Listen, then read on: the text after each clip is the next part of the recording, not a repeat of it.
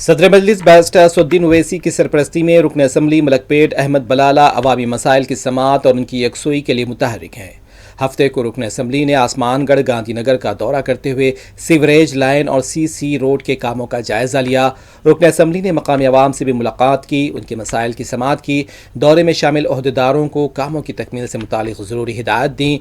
दौरे में बरक़ी, बल्दी, आब रसानी और सैनिटेशन के अलावा दूसरे महकमे जात के ओहदेदार भी मौजूद थे।